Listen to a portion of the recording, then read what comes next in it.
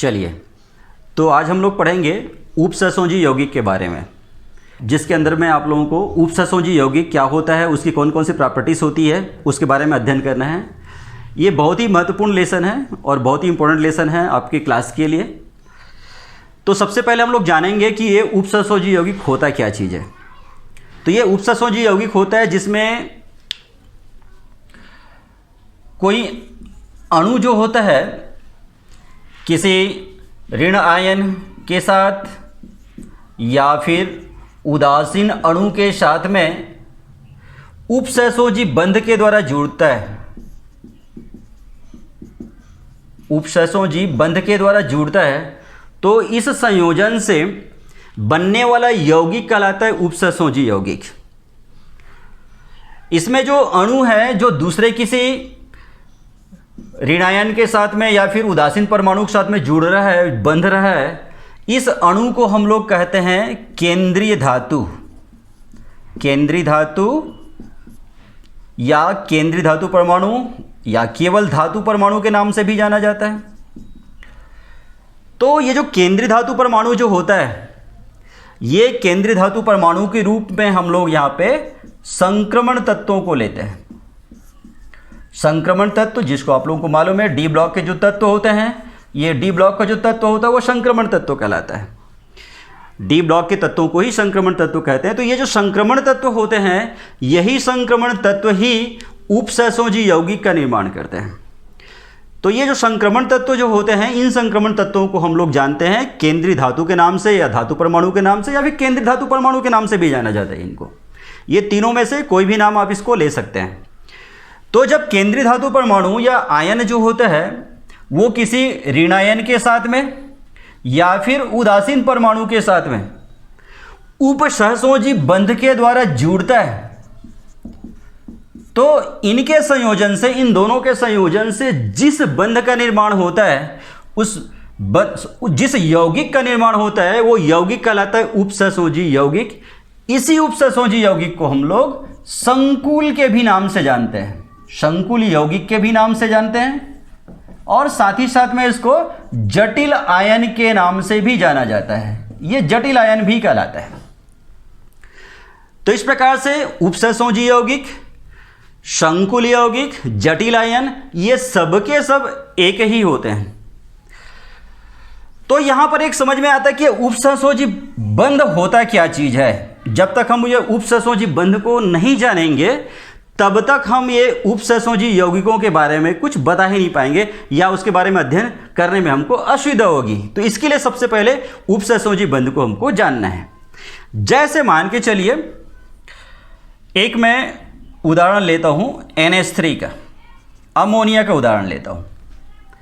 इसमें जो अमोनिया है उसके नाइट्रोजन परमाणु जो होता है, उसके संयोजी कोष में 5 इलेक्ट्रॉन होता है। ये 5 इलेक्ट्रॉन है। अब ये नाइट्रोजन परमाणु जो है हाइड्रोजन परमाणु के 3 परमाणुओं के साथ में जुड़ा हुआ है।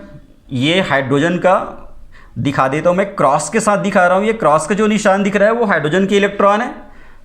तो इस प्रकार से ये हाइड्रोजन के 3 परमाणुओं के साथ में ये जो बंध बनाया, तो इसमें अलग अलग इलेक्ट्रॉन, तो ये सहसंयोजी बंध कहलाता है।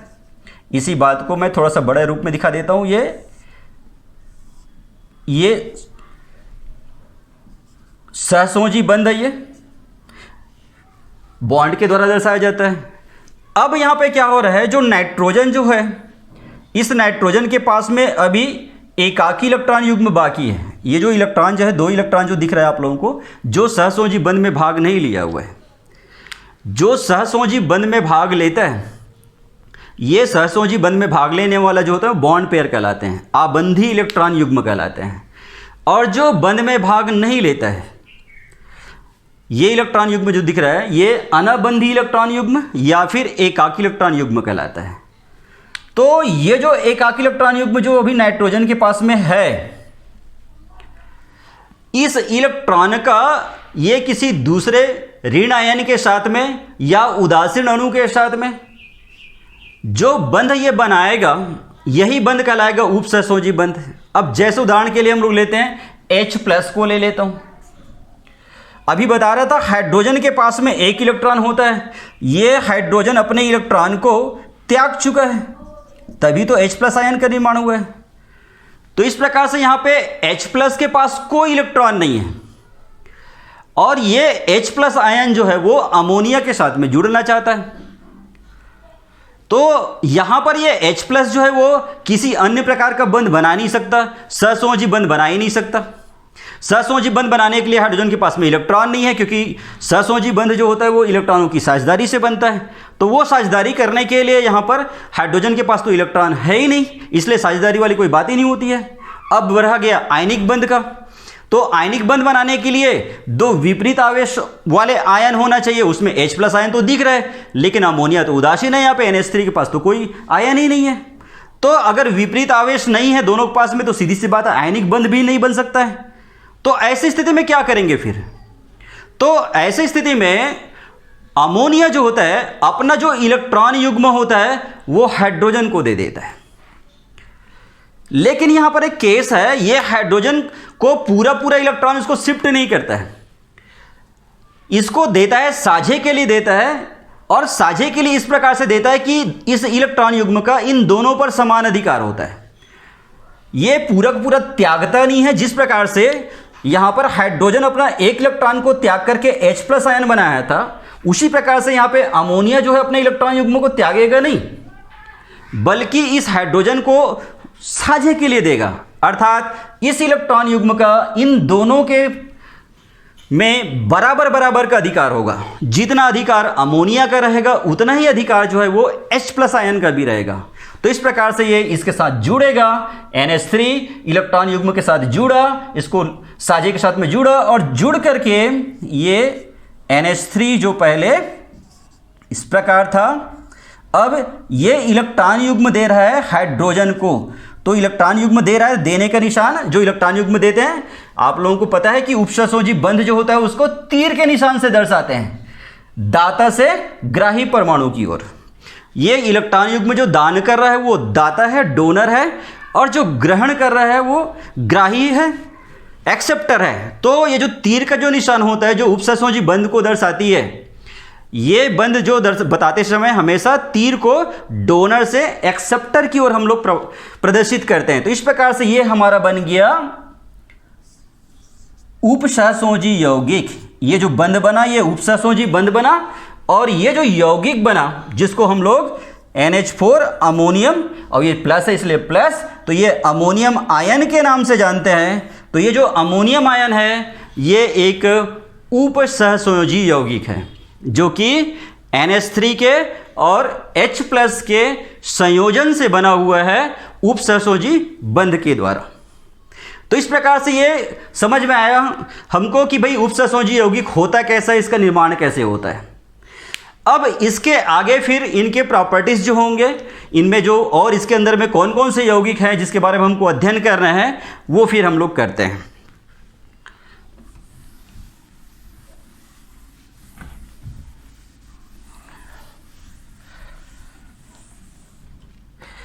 तो इसमें सबसे पहले हमको पढ़ना है इसमें योगशील यौगिक। योगशील यौगिक, या ये जो योगशील यौगिक होता है इसी को कहते हैं आणविक यौगिक।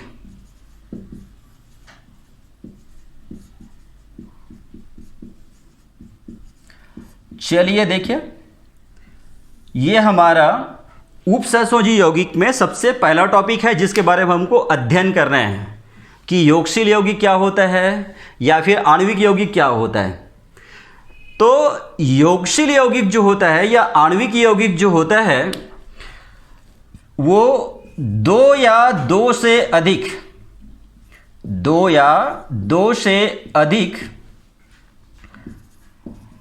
अणुओं के संयोजन से बनता है।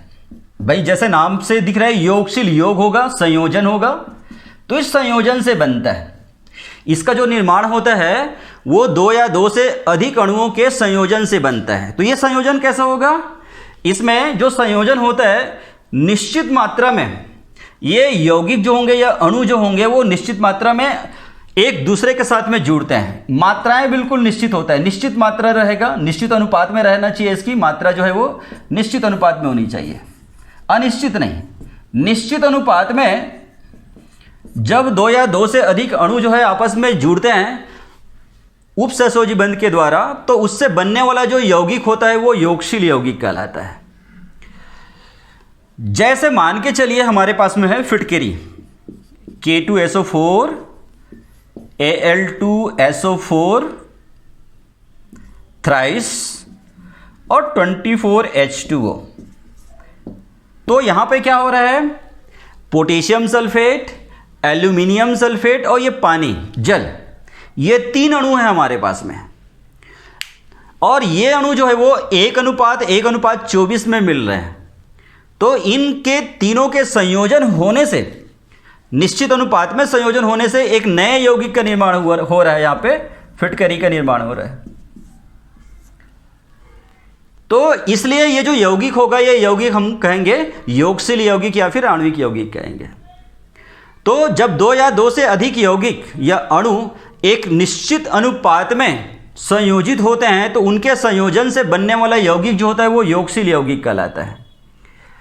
ये जो योगशील यौगिक जो बनते हैं, इस योगशील यौगिक का जो प्रॉपर्टीज होता है, भौतिक और रासायनिक गुण जो रहता है, वो अवयवी यौगिक जो होते हैं उनसे बिल्कुल भिन्न होता है। फिटकरी का जो गुण होगा वो पोटेशियम सल्फेट के जैसा भी नहीं हो सकता, एल्युमिनियम सल्फेट के जैसे भी नहीं हो सकता, ना जल के जैसे नहीं हो सकता है। ये एक तीसरे प्रकार के यौगिक का निर्माण कर रहे हैं, यहाँ पे चौथे प्रकार के यौगिक का निर्माण कर रहे हैं। 3 यौगिक मिले हुए हैं, चौथे प्रकार के यौगिक का निर्माण हो रहा है। तो ऐसा यौगिक कहलाता है योगशील यौगिक कहलाता है या आणविक यौगिक कहलाता है। ये जो यौगिक होते हैं वो 2 प्रकार के होते हैं। पहला कहलाता है द्विक लवण, द्विक लवण, और दूसरा जो है वो कहलाता है संकुल लवण। एक होता है द्विक लवण और एक होता है संकुल लवण।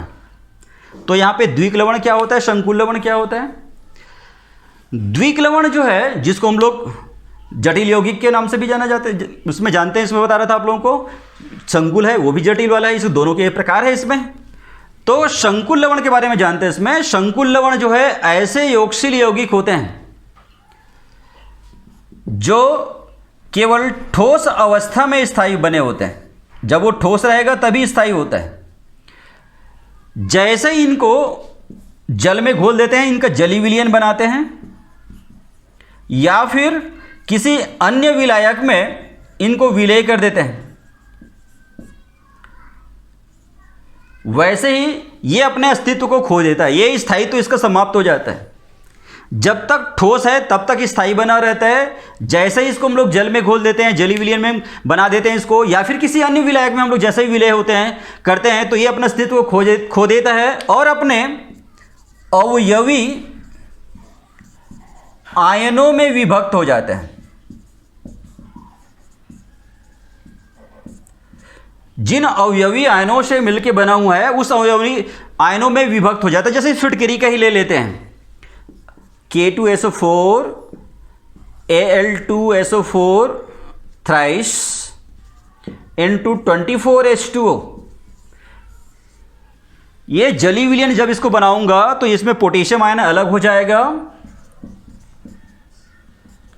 सल्फेट आयन यहां पे 1 है, यहां पे 3 है, तो 3 और 1 4 हो जाएगा इसमें। तो ये 4SO4 2- आयन, और एल्यूमिनियम हो गया यहाँ पे 2Al3+ आयन, और ये 24H2O। इस प्रकार से यहाँ पे जलीय विलयन जैसे ही हमने बनाया, जलीय विलयन बनाते ही ये जलीय विलयन बनाने पर जो फिटकरी है वो अपने अवयवी आयनों में विभक्त हो जा रहा है।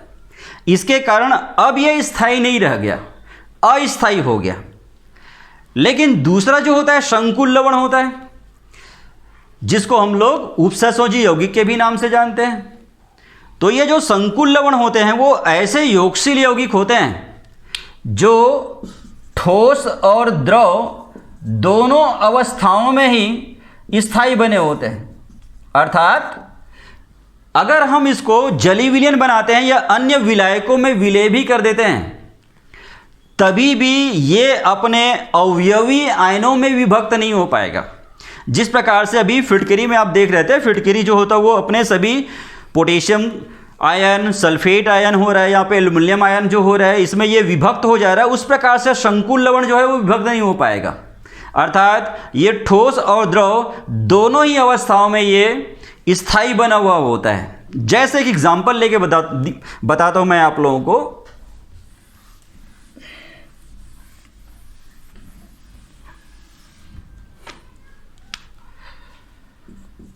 K4FeCN6 पोटेशियम फेरोसाइनाइड, इसका नाम है इसका पोटेशियम फेरोसाइनाइड। अब यहां पे अगर मैं इसको जलीय विलयन बनाता हूं तो ये केवल आयनित हो पाएगा। आयनित हो पाएगा मतलब सीधी सी बात है, ये पोटेशियम आयन में और फेरो आयन जो है इसमें, फेरोसाइनाइड जो है इसमें, ये आयन में ये विभक्त हो जाएगा।